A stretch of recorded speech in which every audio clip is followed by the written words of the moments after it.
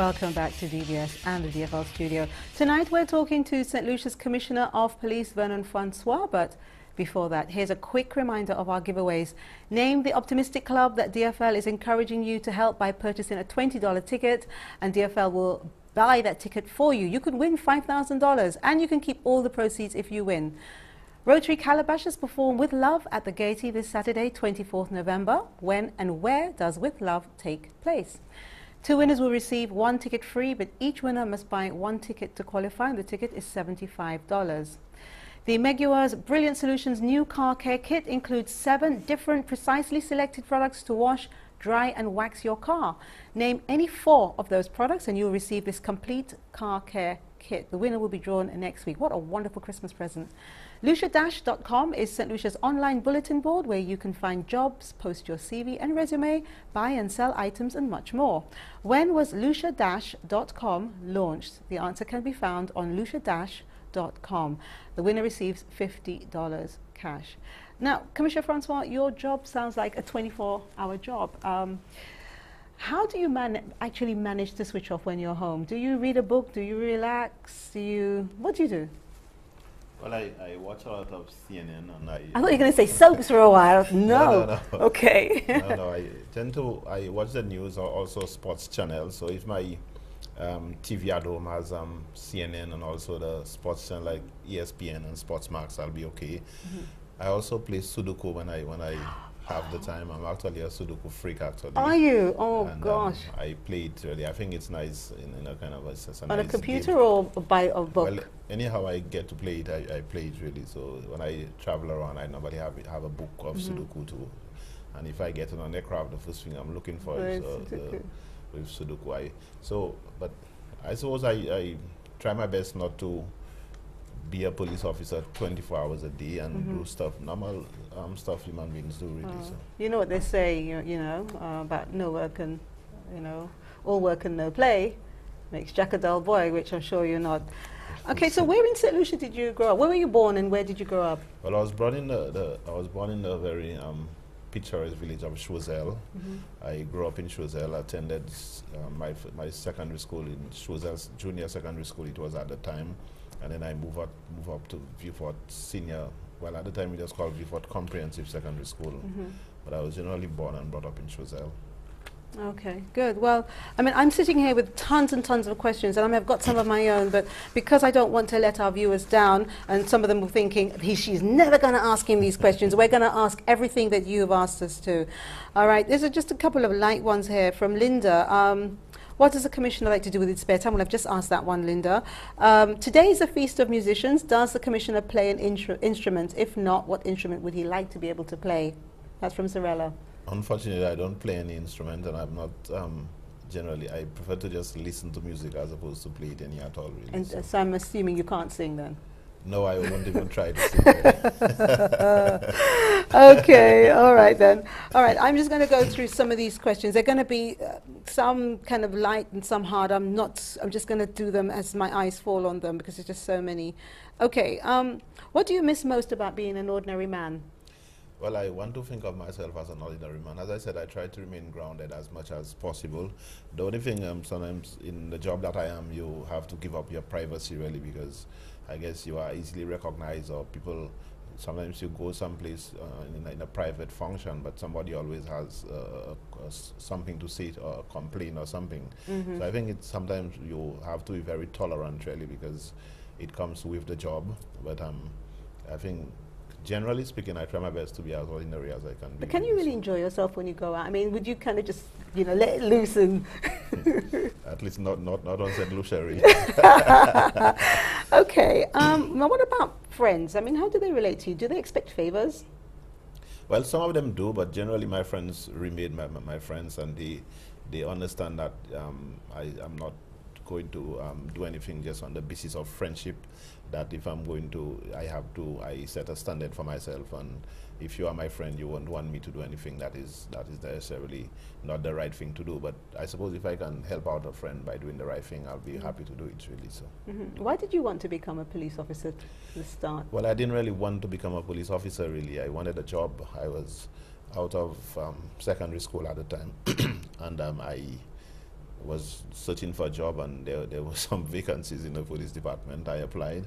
My main intention at the time was to spend 2 years in policing and then to move up to do something else. But I generally fell in love with policing because it provided me with an opportunity to make a difference, to, in a sense, help people who, you know, depend on you a lot. So if somebody is in a situation where the house has been broken into, they depend a lot on the police. So you find you are able to help somebody with a particular problem. So I kind of, whereas I did not choose to be a police officer, I think I fell in love with policing very early already.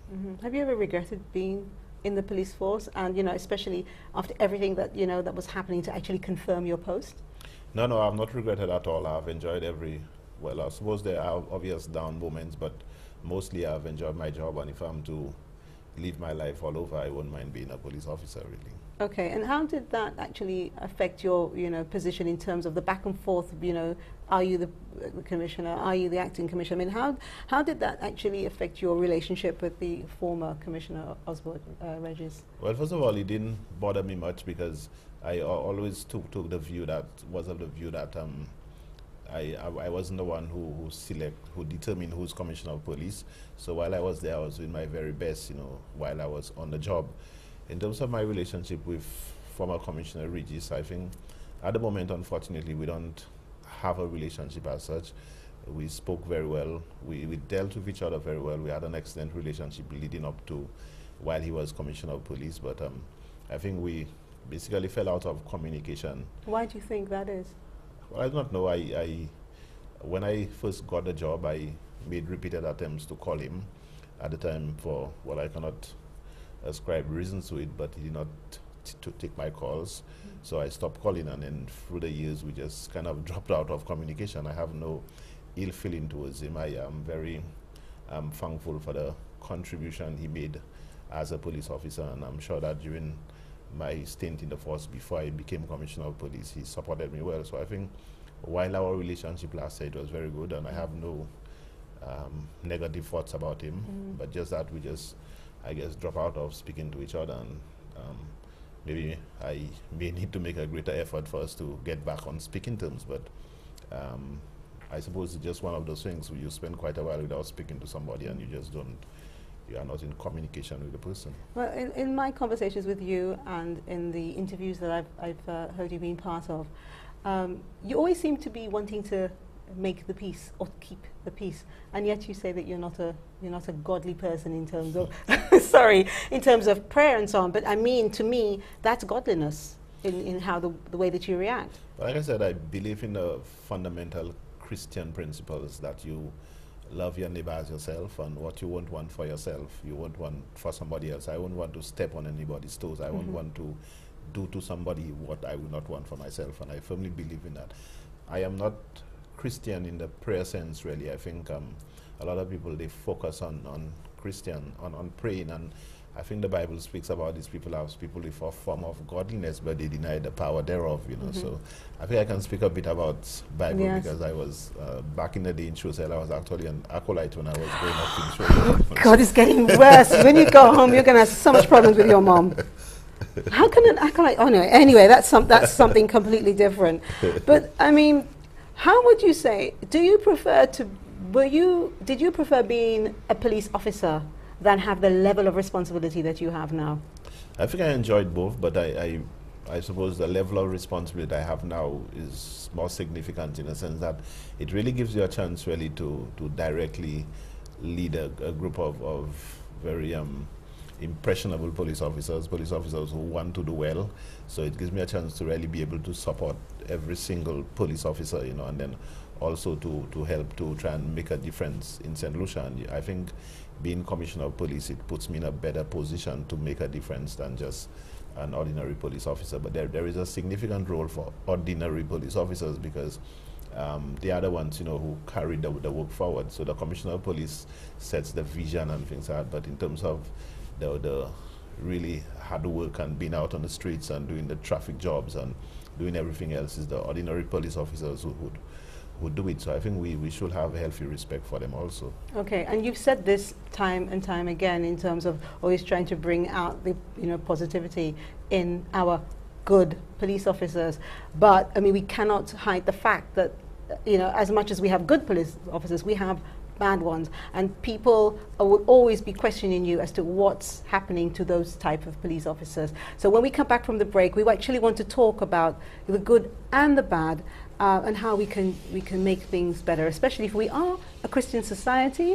Then perhaps we are all involved in this, and we should look at things slightly differently. But before we go to the break, here's a reminder of this week's giveaways. Name the Optimistic Club that DFL is encouraging you to help by purchasing a $20 ticket, and we will buy you a ticket, and you can keep all the proceeds if you win. When and where does Rotary Calabasas Perform with Love take place? 2 winners will receive 1 ticket free, but each winner must buy 1 ticket to qualify, and the ticket is $75. The Megawa's Brilliant Solutions new car care kit includes 7 differently precisely selected products to wash, dry and wax your car. Name any of those products, 4 of them. You'll receive one of the car kits we just mentioned, and the winner will be drawn next week. This is Dolor Factor Live on DBS. When we come back, we're going to have some more hard-hitting questions that you have actually sent to us, so stay with us.